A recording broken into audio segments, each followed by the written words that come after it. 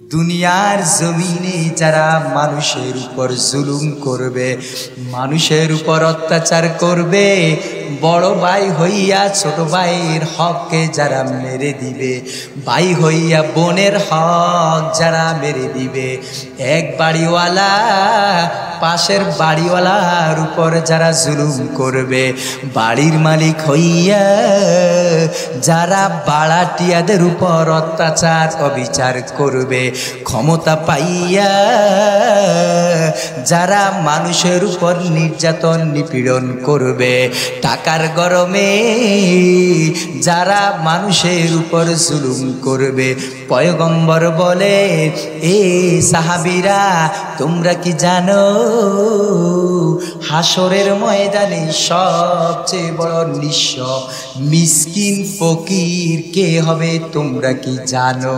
সাহাবীরা বললেন, ও পয়গম্বর, আল্লাহু ওয়া রাসূলুহু আ'লাম, আল্লাহ রাসূলই সবচেয়ে ভালো জানেন।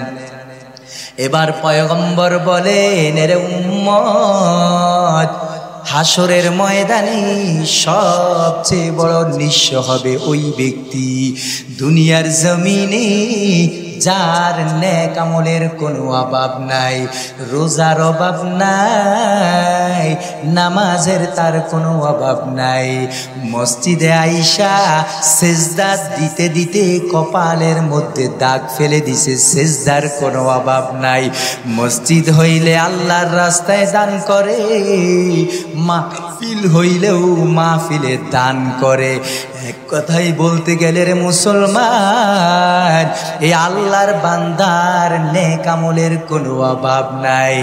তবে মুসলমান ভাই গো, এই আল্লাহর বান্দার একটি জিনিসের তার অভাব, ওই অভাবটা হলো লোকটা মানুষের উপর জুলুম করত, মানুষের উপর অত্যাচার করত।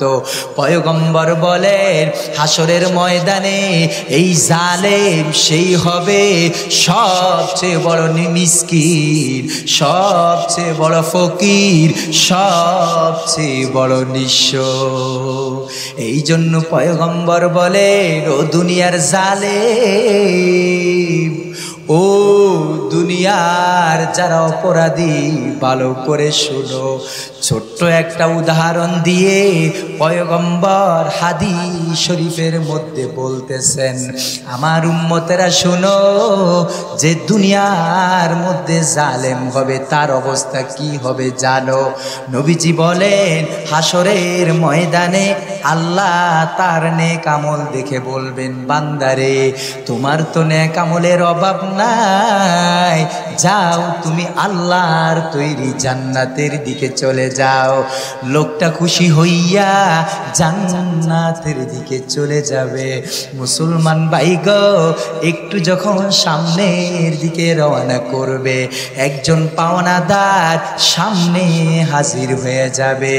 সামনে হাজির হইয়া আল্লাহ তাআলাকে বলবে, আল্লাহ, এই লোকটা তো দুনিয়ার জমিনে আমার উপর জুলুম করেছে। বলে, বান্দা তোমার উপর কি করেছে? বলে, আল্লাহ, দুনিয়ার জমিনে ক্ষমতা পাইয়া সে আমার জমি দখল করেছে, আমার বাড়ি দখল করেছে। আল্লাহ, আজকে তো হাসরের ময়দান, আল-ইয়াউমা লা তুযলামু নাফসুন শাইআ, আজকে কারো উপর বিন্দু মাত্র কোনো জুলুম করা হবে না। আল্লাহ, দুনিয়াতে তো তুমি বলেছো আজকে তার থেকে আমার জমিন আমাকে আল্লাহ তুমি বুঝায়া দাও, আমি আমার জমির প্রতিদান তার কাছ থেকে চাই। মুসলমান ভাই গো, আল্লাহ তখন বলবেন, এ পাওনাদার, এ দেনাদার, দুজন আমার সামনে আসো। وعلى آله وأصحابه وبارك وسلم تسليما كثيرا كثيرا. أما بعد فأعوذ بالله من الشيطان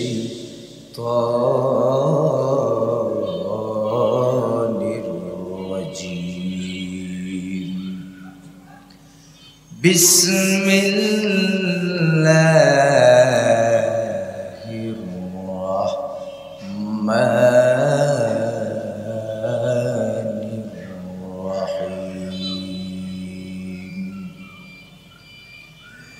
يا أيها الذين آمنوا توبوا إلى الله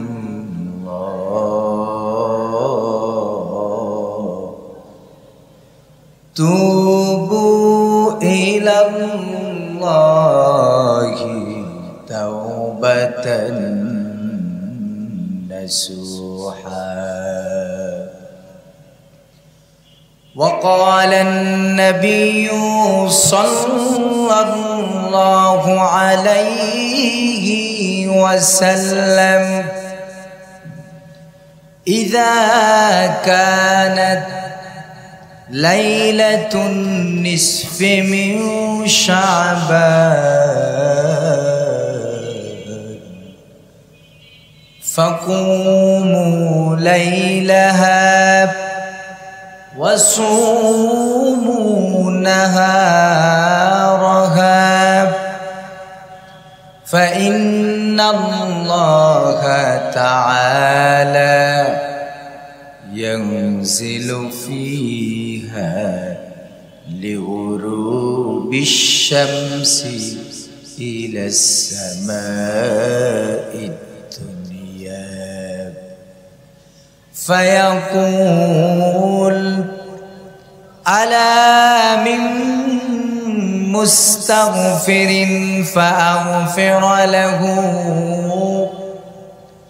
ألا من مسترزق فأرزقه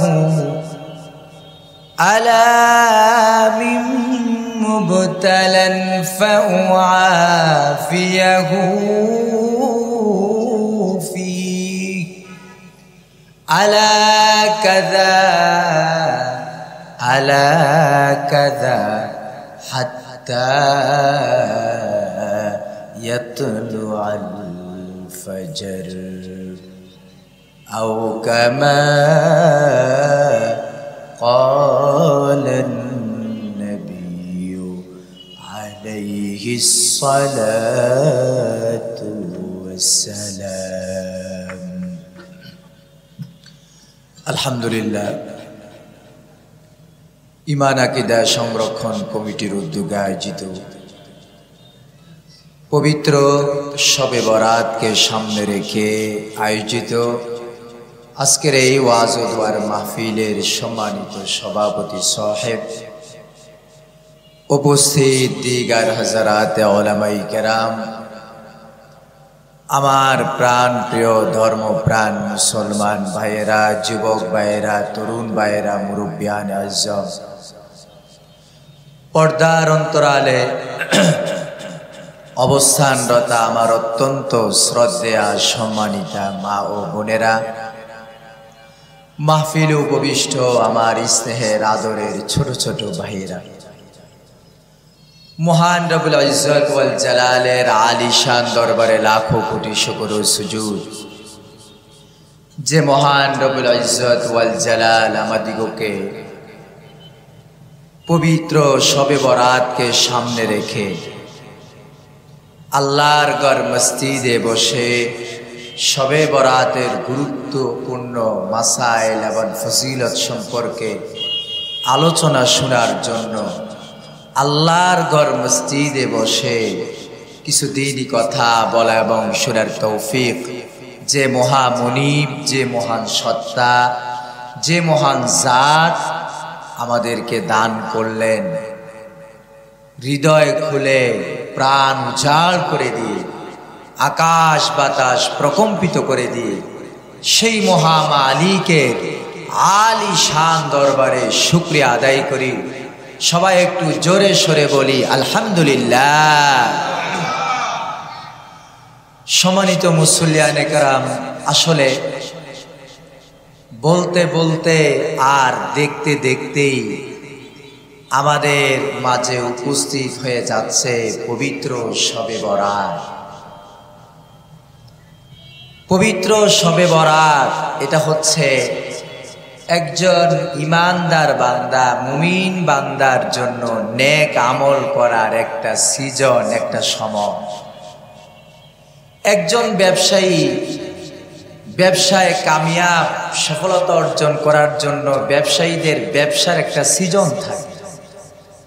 যেরকম রমজানের ঈদ, কুরবানির ঈদ, পহেলা বৈশাখ, এই সময় ব্যবসায়ীরা যদি ব্যবসা করে আল্লাহ তাআলা তাদের ব্যবসার মধ্যে বরকত দান করেন, তারা লাভবান হতে পারে, সফলতা তারা অর্জন করতে পারে। ঠিক আল্লাহ তাআলা মুমিন বান্দাদের জন্য নেক আমলের বিশেষ কিছু সিজন, সময় আল্লাহ তাআলা রেখেছেন।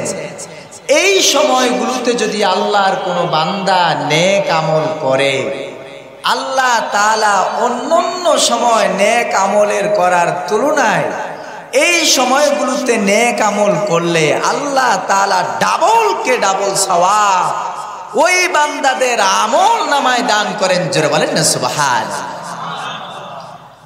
এর মধ্যে একটা সিজন হলো রমজানুল মুবারক, যেটা আগামী মাসের 2 তারিখ থেকেই অথবা 3 তারিখ থেকে ইনশাআল্লাহ শুরু হয়ে যেতে পারে। 2025 সালের পবিত্র রমজানুল মুবারক। এরপরে জিলহজ মাস, আশুরার দিন, শবে কদর, শবে বরাত, এগুলো হলো মুমিন বান্দাদের জন্য নেক আমল করার একটা সিজন, একটা সময়। আপনি ইবাদত করলে আল্লাহ তাআলা আপনার আমল নামায় ডাবলকে ডাবল সওয়াব আল্লাহ তাআলা লিখে দিবেন। সুবহানাল্লাহ। এই শবে বরাত, এই রজনী, এই রাত এতটাই গুরুত্বপূর্ণ, এতটাই ফজিলতপূর্ণ, এতটাই মাহাত্ম্যপূর্ণ। নবীজি হাদিস শরীফের মধ্যে বলেছেন, এই রজনীতে আল্লাহ তাআলা 7 আসমানের উপর থেকে প্রথম আসমানে চলে আসে। সুবহানাল্লাহ বলতে ইচ্ছা করলো না? প্রথম আসমানে চলে এসে আল্লাহ তাআলা তার বান্দাদেরকে ডাক দেন। ডাক দিয়া বলেন, আমার বান্দারা আছো, কোনো অপরাধী, কোনো গুনাহগার, গুনাহ করেছো, আমি আল্লাহর কাছে মাপ চাও, আমি আল্লাহ তোমাকে ক্ষমা করে দিব, মাপ করে দিব। সুবহানাল্লাহ। আছো কোনো রিজিক অন্বেষণকারী ব্যক্তি, তোমার অভাব অনটনে আছো, তুমি রিজিকের অভাবে আছো, তোমার মধ্যে সচ্ছলতা নেই, শবে বরাতে আমি আল্লাহর কাছে রিজিক চাও, অভাব অনটন থেকে মুক্তি চাও, আমি আল্লাহ ওয়াদা দিলাম তোমাদেরকে অভাব অনটন থেকে মুক্তি দান করব। সুবহানাল্লাহ। আল্লাহ আরো ডাক দিয়া বলেন, আছো কোনো বিপদগ্রস্ত ব্যক্তি, বিপদের মধ্যে আছো, রোগ বালাইয়ের মধ্যে আছো। এখন তো অনেক এমন এমন রোগ বের হয়েছে যার কোনো চিকিৎসা আবিষ্কার করতে এখনো কেউ পারে নাই।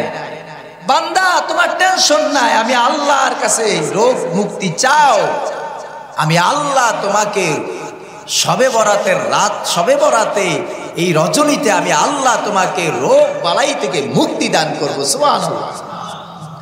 এইভাবে ফজর পর্যন্ত আল্লাহ তাআলা তার বান্দাদেরকে ডেকে ডেকে বান্দাদেরকে ক্ষমা করে দেন, মাফ করে দেন। আমার ভাইয়েরা, এমন একটা রজনী আমরা আগামী শুক্রবার দিবাগত রজনী আমরা পাইতেছি।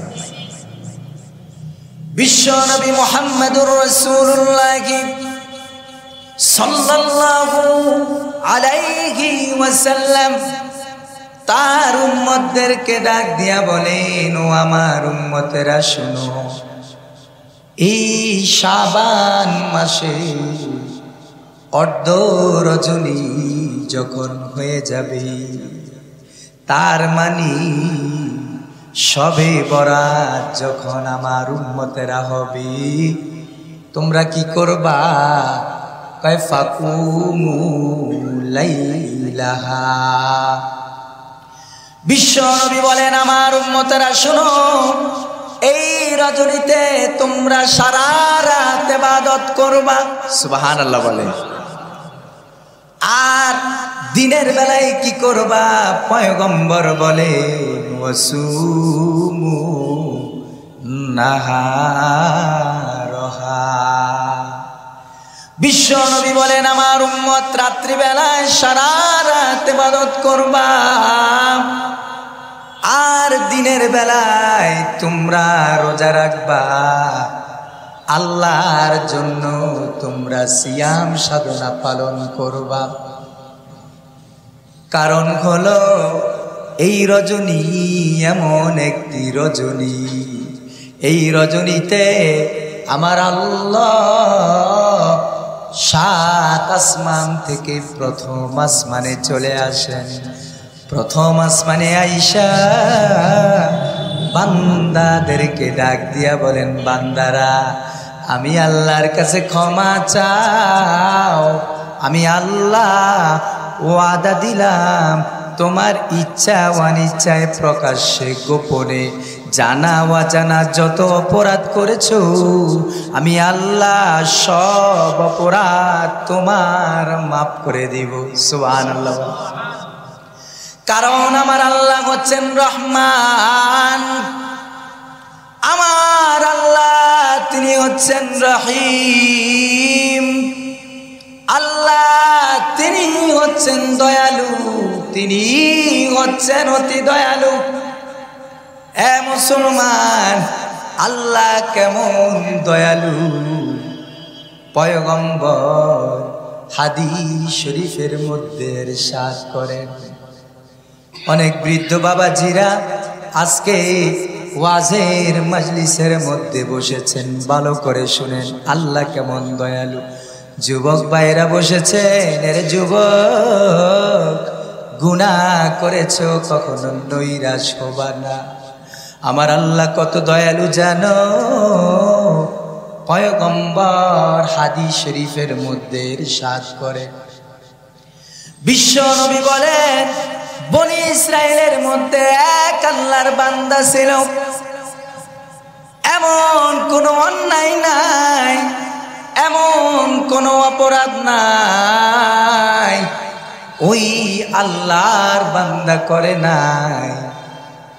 আমাদের সমাজের মধ্যে দেখবে কিছু মানুষ এমন আছে, এমন কোনো অপরাধ নাই, এমন কোনো গুনাহ নাই রে ওই আল্লাহর বান্দা করে না।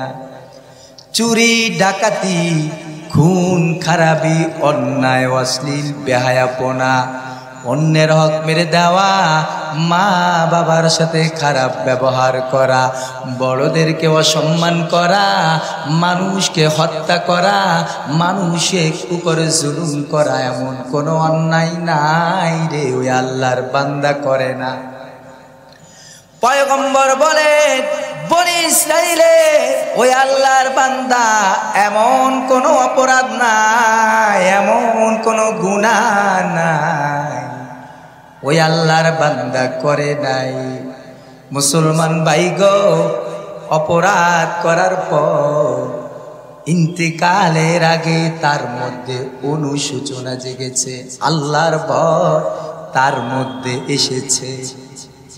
এবার আল্লাহর বান্দা তার সন্তানদেরকে ডাক দিছে, সন্তানদেরকে ডাক দিয়া বলে, আমার কলিজার টুকরা সন্তানেরা, তোমরা জানো আমি তোমাদের বাবা, এমন কোনো অন্যায় নাই, এমন কোনো অপরাধ নাই রে আমি তোমাদের বাবা করি না।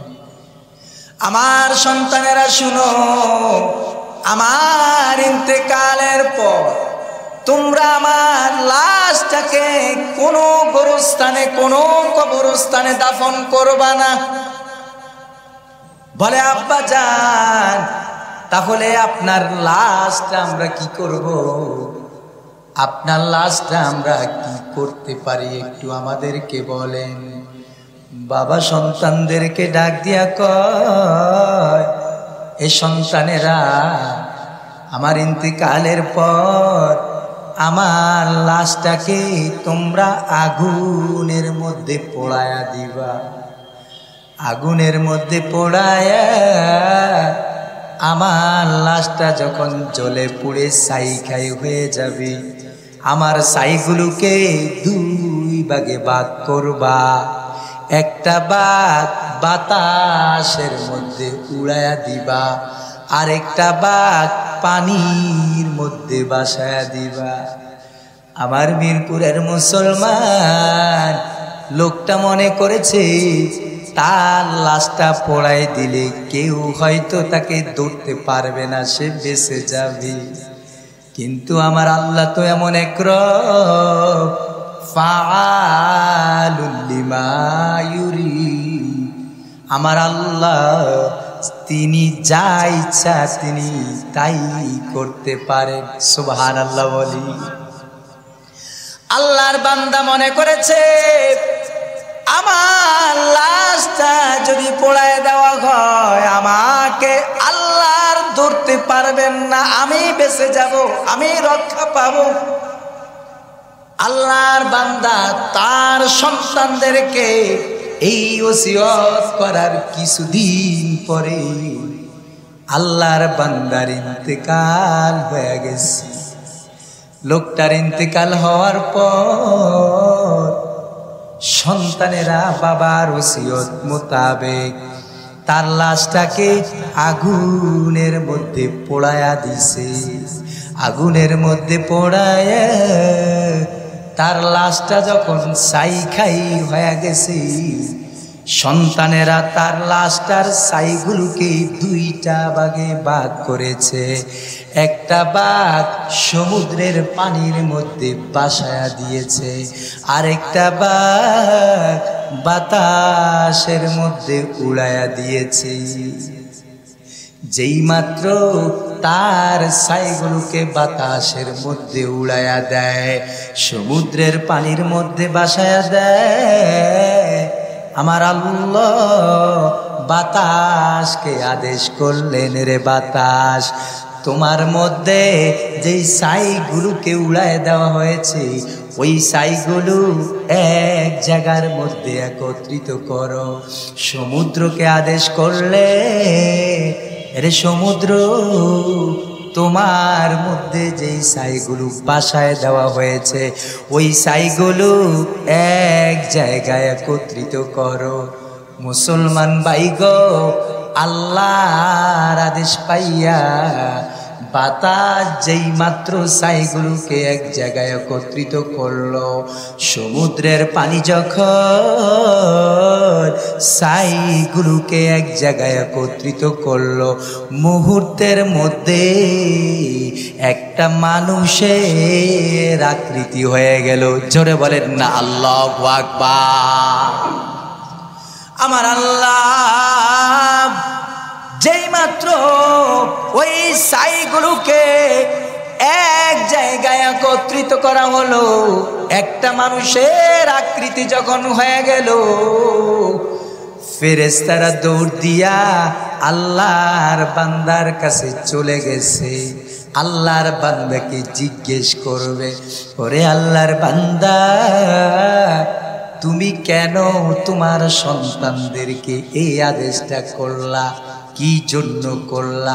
ফেরেশতারা যখন আল্লাহর বান্দাকে প্রশ্ন করতে যায়, আমার আল্লাহ ডাক দিয়া কয়, হে ফেরেশতার দল, আমার বান্দাকে আমি আল্লাহ সৃষ্টি করেছি, আমার বান্দাকে তোমরা কিন্তু জিজ্ঞাসা করবা না, আমার বান্দাকে আমি আল্লাহ নিজেই জিজ্ঞেস করব আমার বান্দা তার সন্তানদেরকে কি জন্য এই আদেশটা দিয়েছে।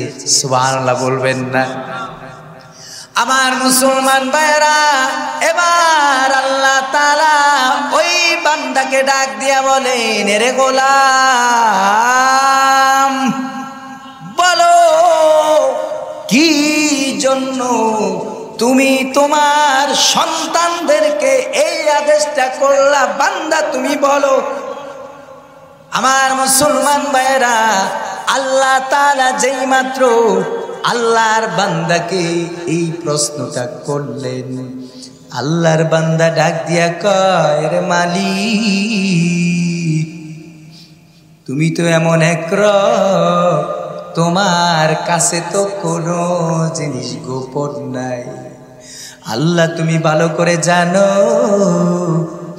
এমন কোনো অন্যায় নাই, এমন কোনো অপরাধ নাই যে আমি করি নাই। আল্লাহ, আমি আমার সন্তানদেরকে আদেশটা করেছি একমাত্র কেবলমাত্র শুধুমাত্র তোমার ভয়ে। সুবহানাল্লাহ বলে। আল্লাহ, তোমার ভয়ে আমি আমার সন্তানদেরকে এই আদেশটা করেছি। আমার মুসলমান ভাইয়েরা, আল্লাহ তাআলা তখন কি জবাবটা দিয়েছেন?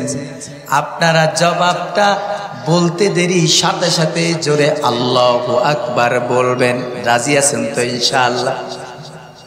আমার আল্লাহ তাআলা ফেরেশতাদেরকে সাক্ষী রেখে বলেন, এ ফেরেশতার দল, তোমরা সাক্ষী থাকো, আমার বান্দা যেহেতু আমি আল্লাহর ভয়ে এই কাজটা করেছি, আমি আল্লাহ তোমাদেরকে সাক্ষী রেখে ওয়াদা দিলাম, আমার বান্দা যেহেতু আমি আল্লাহর ভয়ে এই কাজটা করেছে, আমি আল্লাহ আমার ভয়ে এই কাজটা করার কারণে আমি আল্লাহ তার জিন্দিগির সমস্ত অপরাধ গুনাহকে মাফ করে দিয়ে আমার জান্নাতের সর্বোচ্চ মাকাম জান্নাতুল ফেরদাউসের মালিক তাকে বানায় দিলাম। জোরে বলেন আল্লাহু আকবার।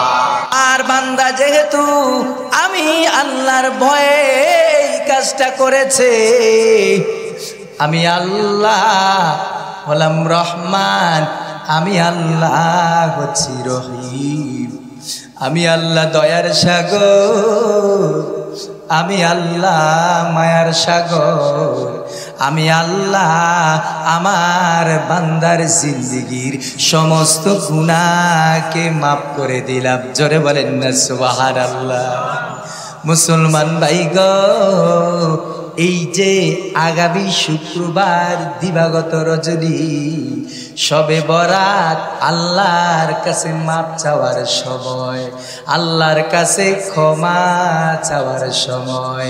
খাঁটি দিলে আল্লাহর কাছে মাপ চাবো, আল্লাহর কাছে আমরা ক্ষমা চাবো। তবে আমার মিরপুরের মুসলমান, এই শবে বরাতে আল্লাহ সবাইকে মাপ করবেন না। এই রজনীতে আল্লাহ সব মানুষকে মাফ করলেও 5 প্রকার মানুষকে আল্লাহ মাফ করবেন না, ক্ষমা করবেন না।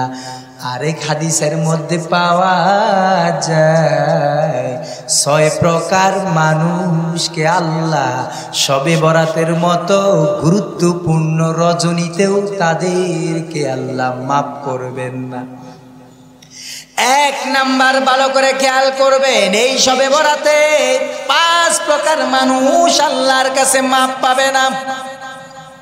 1 নাম্বার হলো মুশরিকুন, যারা আল্লাহর সাথে শিরক করবে, যারা মাছের পূজা করবে, গাছের পূজা করবে, লাত মানাত উজ্জার পূজা করবে, মূর্তির পূজা করবে, খাজার নামে মাজারে গিয়া বাবাকে যারা সেজদা দিবে, শবে বরাতের মতো গুরুত্বপূর্ণ রজনীতে তারা কোনো মাপ পাবে না। নাউজুবিল্লাহ বলে। 1 নাম্বার হইল মুশরিকুন, যারা আল্লাহর সাথে শিরক করবে, আল্লাহর সাথে যারা অংশীদার করবে, শবে বরাতের মতো গুরুত্বপূর্ণ রজনীতে এই মুশরিক বান্দা কিন্তু মাপ পাবে না। 1 নাম্বার, ভালো করে খেয়াল করেন।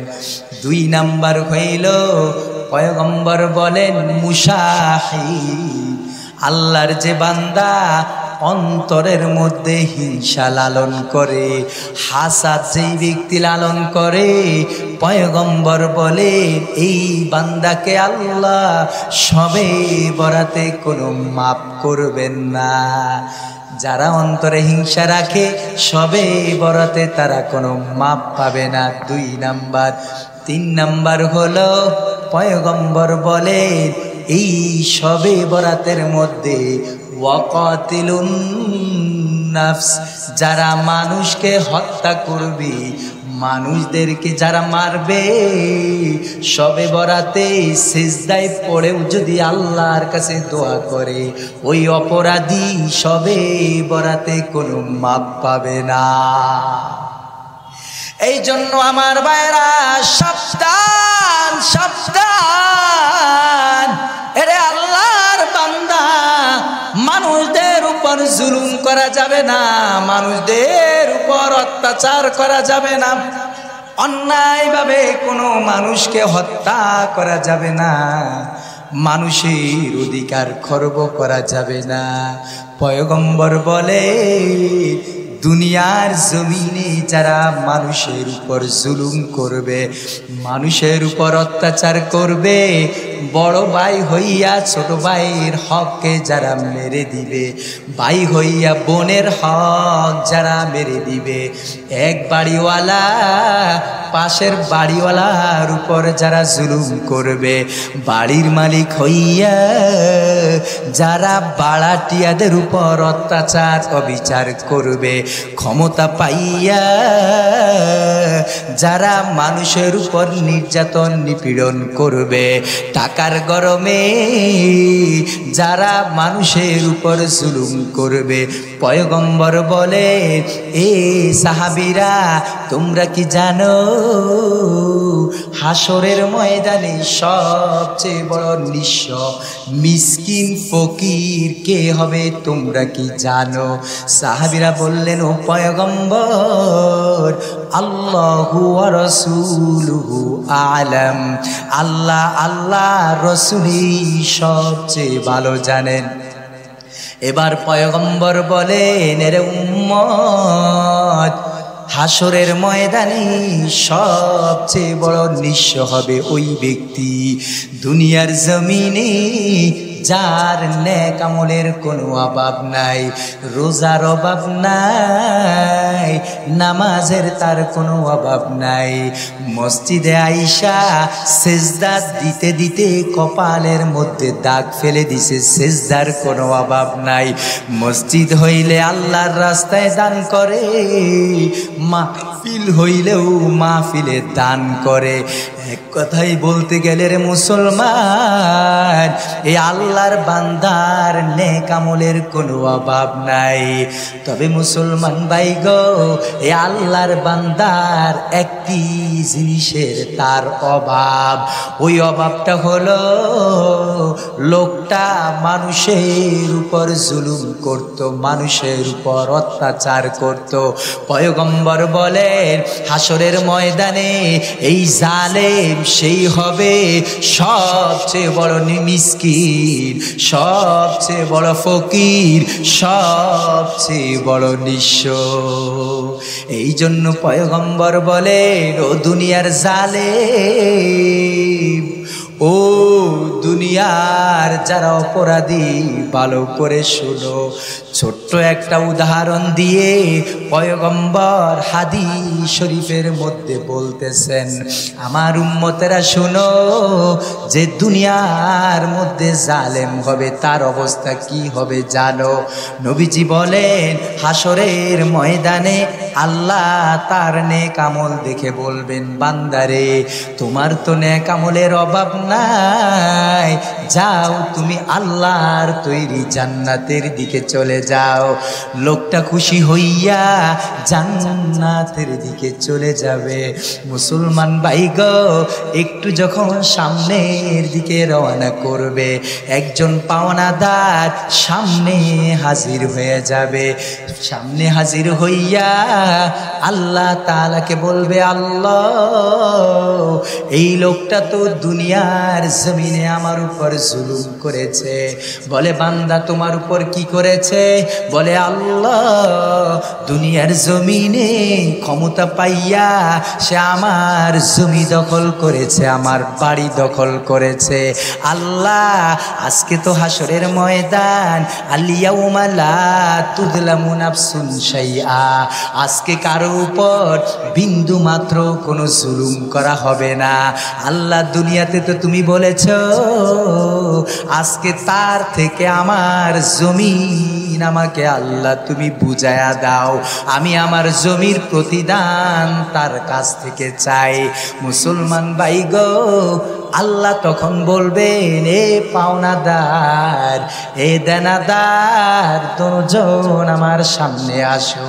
এ দেনাদার তার জমি দখল করেছ, দাও তার জমি তাকে দিয়ে দাও। তার দোকান দখল করেছ, তার দোকান তাকে বুঝায়া দাও। অন্যায়ভাবে তার বুকের মধ্যে গুলি করে তার বুক জাজরা করে দিয়েছ, বান্দা তার পাওনা তাকে সুন্দর করে বুঝায়া দাও। মুসলমান ভাই গো, ও মিরপুরের মুসলমান, লোকটা চালাকি করবে, লোকটা বলবে আল্লাহ আজকে হাসরের ময়দান তো কোনো জমি নাই, কোনো দোকান নাই, থেকে আমি তাকে জমি দিব? জমি তো নাই। দুনিয়াতে তো চালাক ছিল, আল্লাহকে বলবে আল্লাহ হাসরের ময়দান তো জমি নাই, আমি তো জমি দখল করেছি, এখন তো জমি নাই, জমি থেকে দিব? এবার পাওনাদার বলবে আল্লাহ বুঝলাম এই হাসরের ময়দানে জমি দেওয়ার কোনো অবস্থা নাই। আল্লাহ জমি দেওয়ার যেহেতু কোনো অবস্থা নাই, আল্লাহ তোমার কাছে আমার আবদার, আল্লাহ সে যেন আমার জমিনের পরিবর্তে তার নেকি থেকে কিছু নেকি যেন আমাকে দিয়ে দেয়। সুবহানাল্লাহ বলে।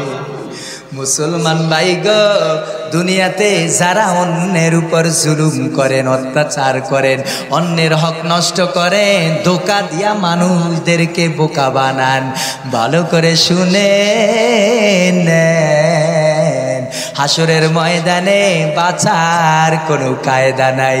পাওনাদার আসবে, তার নেকি দিতে থাকবে, পাওনাদার আসবে, নেকি দিতে থাকবে, পাওনাদার আসবে, নেকি দিতে থাকবে। এইভাবে পাওনাদার আসতেই থাকবে, নেকি তার শেষ হয়ে যাবে। কিছুক্ষণ পর আরেকজন পাওনাদার চলে আসবে। ওই পাওনাদার এসে বলবে আল্লাহ দুনিয়ার জমিনে আমার লক্ষ লক্ষ টাকা মেরে দিয়েছে, ব্যবসার নাম দিয়া আমার উপর অন্যায়ভাবে অনেক টাকা নিয়ে জুলুম অত্যাচার করেছে। আল্লাহ আমার সেই প্রতিদান আমি তার কাছ থেকে চাই। মুসলমান ভাই গো, এবার তার তো কোনো নেকি নাই, আল্লাহর বান্দা এখন কি দিবে? পয়গম্বর হাদিস শরীফের মধ্যে বলে, এবার আল্লাহ বলবেন এরে বান্দা এখন সে তোমাকে কি দিয়ে তোমার প্রতিদান দিবে? পাওনাদার বলবে আল্লাহ বুঝলাম তার কোনো নেকি নাই, আল্লাহ সে যেন আমার গুনাহ থেকে কিছু গুনাহ নিয়ে আমার গুনাহ যেন সে হালকা করে দেয়। জোরে বলেন না সুবহানাল্লাহ। এই জন্য ভাইরা আমার, দুনিয়াতে আপনারা যারা জুলুমের শিকার হয়েছেন, অবিচারের শিকার হয়েছেন, ভাই মন খারাপ করবেন না। দুনিয়াতে আপনাকে ধোঁকা দিলেও, অপরাধীরা আপনার উপর জুলুম করলেও আপনি মন খারাপ করবেন না। হাসরের ময়দানে আল্লাহ পাই পাই করে ওই জালেম থেকে আপনার হক আপনাকে উসুল করে দিবেন। চিল্লায় বলেন না আল্লাহু আকবার। এই জন্য আমার ভাইরা, এই যে আগামী শুক্রবার দিবাগত রজনী শবে বরাত, এই শবে বরাতে কাতিলুন নাফস, যারা মানুষকে হত্যা করবে, মানুষদেরকে মারবে, মানুষের হক নষ্ট করবে, মানুষের উপর জুলুম করবে, মানুষের উপর অত্যাচার করবে, মানুষের উপর নির্যাতনের স্টিম রোলার চালাবে, পয়গম্বর বলেন এই শবে বরাতের মধ্যে এই জালেম কোশ্চিন কালেও মাপ পাবে না। চিল্লায় বলেন আল্লাহু আকবার। এই জালেমের কোনো মাপ নাই, মানুষের হক নষ্টকারীর শবে বরাতের মধ্যে কোনো মাপ নাই। পয়গম্বর বলেন এটা হলো 3 নাম্বার। 4 নাম্বার হলো ওয়া মুদমিনুল খামরি, যারা মদ খায়, যারা ইয়াবা খায়, যারা বাবা খায়, যারা পেন্সিডিল খায়, যারা এগুলো করে, যারা মাতলামি করে, পয়গম্বর বলেন সবে বরাতের মধ্যে সবাই মাপ পাইলেও এই মাতাল, এই গাঞ্জাখোর, এই হিরোইনখোর, এই পেন্সিডিলখোর, এই বাবাখোর, এই ইয়াবাখোর জিন্দিগিতেও মাপ পাবে না। জোরে বলেন না নাউজুবিল্লাহ। এটা হলো 4 নাম্বার। 5 নাম্বার হইল পয়গম্বর বলেন আজানি, যারা জিনা করে, যারা অন্যায় অশ্লীল বেহায়াপনা করে। এই যে আগামী শুক্রবার দিবাগত রজনী আবার বিশ্ব ভালোবাসা দিবস, ঠিক কিনা কর মুসলমান ভাই গো, এটা বিশ্ব ভালোবাসা দিবস নয়, এটা হলো বিশ্ব বেহায়া দিবস, ঠিক কিনা জোরে বলেন। এই দিবসে কত বোন দর্শিতা হবে, কত মা যে দর্শিতা হবে, কত ভাই বোনেরা, কত মা বোনেরা তাদের ইজ্জতকে নষ্ট করবে। এই জন্য ভাইরা আমার, এক মিরপুরের কালসের মুসলমান, এই ভালোবাসা দিবসের সাথে মুসলমানদের কোনো সম্পর্ক থাকতে পারে? এই ভালোবাসা দিবসের সাথে আমাদের কোনো সম্পর্ক নাই। আমাদের মুসলমানদের ভালোবাসা একদিনে হয় না, মুসলমানদের ভালোবাসা পুরা বছরে হয়ে থাকে, ঠিক কিনা জোরে বলেন। এই ভালোবাসা দিবসকে আমরা মানি না। মুসলমানের সন্তান হইয়া ভালোবাসা দিবস পালন করতে পারে না। যারা ভালোবাসা দিবস পালন করবে মনে করবেন এরা মুসলমান নয়, এরা হলো নামদারি মুসলমান। ইহুদি খ্রিস্টানদের বিজাতিদের কালচার মুসলমানদের মধ্যে তৈরি করতে চায়, ঠিক কিনা জোরে বলেন। এই জন্য আমার ভাইয়েরা সবে বরাতের মধ্যে 5 নাম্বার জানি, যারা বেবিচারী, যারা অন্যায় অশ্লীল বেহায়াপনা করে, গান বাজদ কনসার্টের যাত্রার আয়োজন যারা করে, সবে বরাতের মধ্যে এই মালউনরা কখনো আল্লাহর কাছে মাপ পাবে না। অন্য বর্ণনায় পয়গম্বর বলেন ওয়াকুল ওয়ালিদাইন, যারা পিতা মাতার নাফরমান, পিতা মাতার সাথে যারা খারাপ ব্যবহার করে, পিতা মাতাকে যারা ওল্ড হোমে রেখে আসে, বৃদ্ধাশ্রমে রেখে আসে, এই হতবাগা, এই কমবক্ত, এই বকবক্ত সবে বরাতের মধ্যে মাপ পাবে না। এই হতবাগা যতই আল্লাহর কাছে দোয়া করুক আর মাপ চাক, ওই হতবাগার কোনো ক্ষমা নাই। এই জন্য আমার ভাইয়েরা আসুন, আমাদের হযরত চলে আসছেন, আলোচনা দীর্ঘায়িত করার সুযোগ নাই। আগামী শুক্রবার দিবাগত রজনী, এখন থেকেই প্রস্তুতি গ্রহণ করব। তারপরে হলো রমজান, রমজানের প্রস্তুতি গ্রহণ করে আল্লাহ যেন আমাদেরকে সঠিক মতো কোরআন সুন্নাহ অনুযায়ী সবে বরাতের আমল করে আল্লাহর জান্নাত যারা আমরা অর্জন করতে পারি, এই তৌফিক যেন আল্লাহ আমাদের সবাইকে দান করেন। জোরে বলেন আমিন, আরো চিল্লায় বলেন না আমিন। ওয়া আখির দাওয়ানা আলহামদুলিল্লাহ।